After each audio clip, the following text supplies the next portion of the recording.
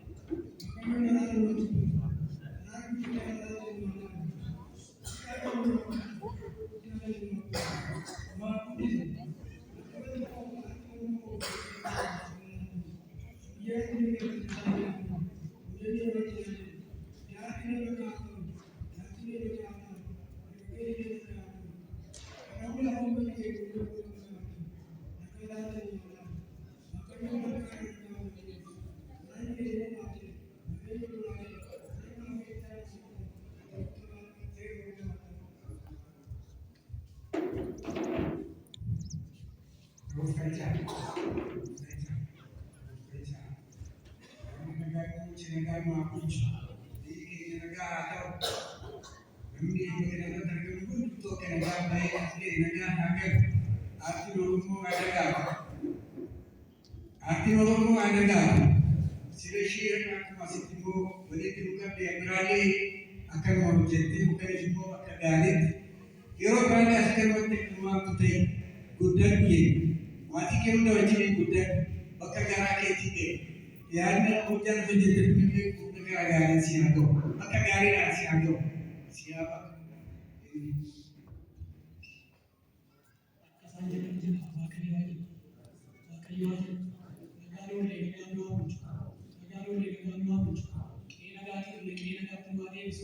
Akkasuma aatii kanas immoo dargaggoo Silashii Nagaa dadhabbina guddaa itti dadhabee raawwatee kuni qaroominaa kuni beekumsaa saba isaa bal'aadhaa waan kana dhiyeessee Waaqayyo Rabbi isaaf of galchu kan itti argatu haa ta'u kan itti badhaadhu haa ta'u akkasitti immoo namni guddaan kun sabni guddaan kun artistiin kun kan dhiyeessetti kan bu'aaree kan itti bashannanu waan taasisu nutis immoo yeroo biraa sagantaa barbaadne irratti artiin dhiyeessu kanatti namatti bashannanee itti gammadu waan taasisu keessummoonni kabajaa kana gubbaarratti akka dhiyaachuudhaaf asitti argamtan marti keessanii karaa dheeraa qaxxaamurtanii magaalota naannoo keenyaa qaxxaamurtanii kaaba Oromiyaa irraa kibba Oromiyaa irraa asitti argamtan qe'ee nagaatti galaa Altii nagaatti galaa qotiyoon kan bararraa toltiin ogolee raamu kan hojjetee haa argatu biyyi nagaa haa ta'u naannoo keenya nagaa nu haa taasisu iddoo namni wallaalee dhaffattaa guuti waan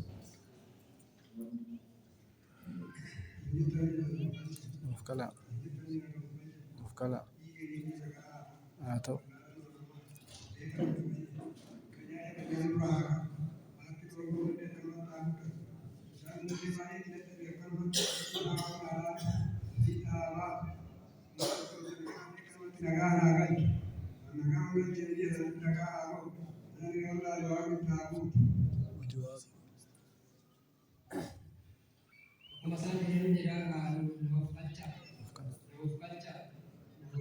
of kala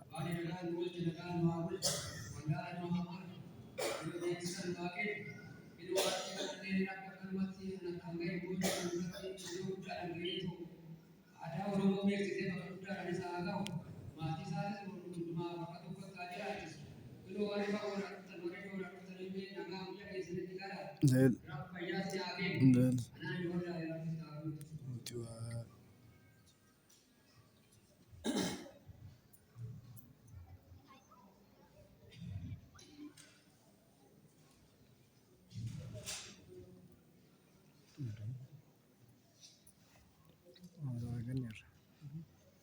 ganni